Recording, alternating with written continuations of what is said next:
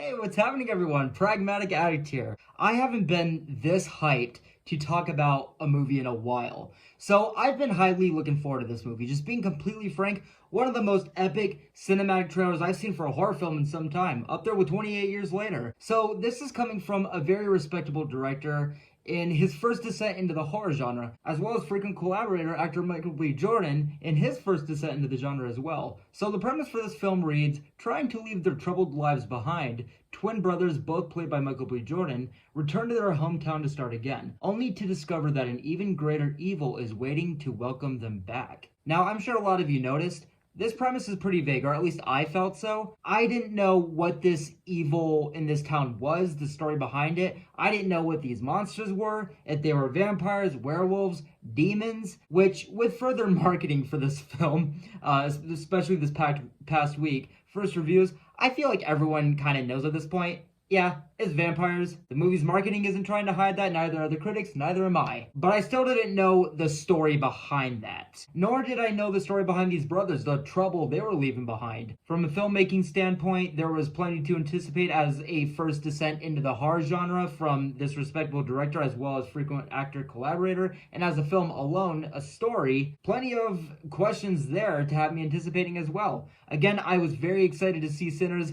I could not wait to see it, and I have just seen it, so let's talk about it. So with the time frame here, taking place in the South in the early 1930s, as a period piece, this film is done very well. But also, how a vampire film should feel, like having lore, being something unique, bold, it felt just as well as a setup for that. It made you want to explore this film's world. It felt extremely ambitious and really like it had something to say. Though it didn't really feel like it would be a vampire film or even a horror film exactly. I wouldn't have actually expected this at all to be a horror film other than me going in knowing it's a vampire film, as well as the first scene of this movie where it does start off with a pretty solid tease at the horror genre. It's very visual, detailed, original, where you can see immediate passion, uniqueness toward an original story, and not just toward the horror genre, but again, also as a period piece. But although it didn't exactly feel like it was going to be necessarily a horror film, there were always enough details, consistent engagement,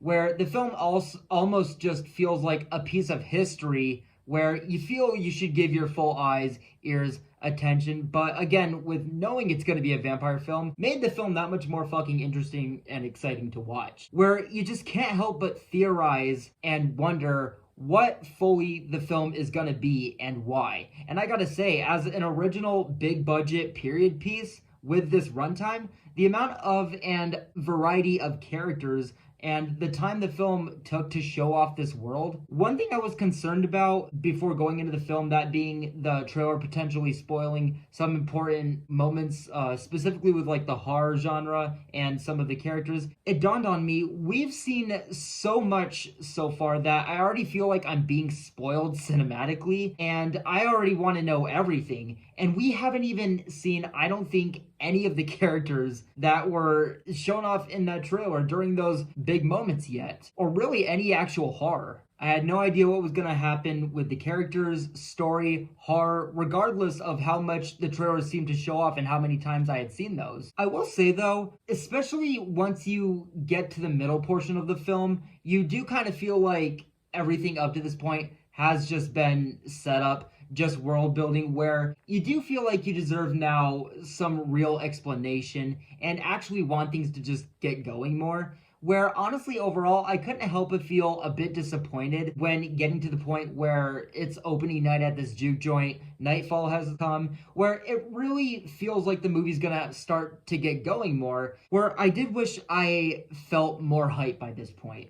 Just looking back at the film up to this point, it's not that the storytelling was bad, it just felt very vague, slow, I think a bit to a fault, where it felt like an engaging slow burn in the moment, but no real reward from all that we had just seen leading into this. I just wish there was more to take from that first half because I'm just gonna say it, a lot of this film is very dialogue driven, where I wish there were more thrill, more of what I'd expected from this film as far as epic cinema. Where I feel this film could have been shorter, absolutely, without eliminating any of the goods from the film. Though, while not as soon as I would have preferred or as soon as I think it should have been, this is getting toward when the film actually becomes a horror film. And immediately, when the film does finally and officially become a horror film, the directing, tone, pace, really just the whole film, it did give me all I could have possibly wanted. What I've wanted from the film up to this point, the action, the thrill, the visuals, the stakes, just that real epic cinema, but with the epic bonus of this now being a horror film. The film gives everything you want from this and is worth the wait, but it could have gotten there a lot sooner and done so with more engagement. And without spoiling anything, when the scene with Stack being behind the door that you see in the trailer, when that scene comes in, how it gets to that point, the effects and execution leading up to that, the storytelling and pace and emotion, again, I wasn't spoiled at all with that scene. And it just served as anticipation and wonder for how the whole thing would play out. And I gotta say, instantly, that was the best performance of the film. As a horror movie character, as a performance in general, as a new turn from Michael B. Jordan. And I gotta say, my favorite vampire direction that I've seen from a movie once that actual development came in full swing. On both sides, actually, the intensity and survival instinct from these people stuck in this juke joint, wondering who to trust, that paranoia, the trickery of these vampires. The psychological mystery in the film was just as solid as the vampire genre. Both were done as well as they possibly could have been. Also, when the vampires actually invade this joint, just another thing where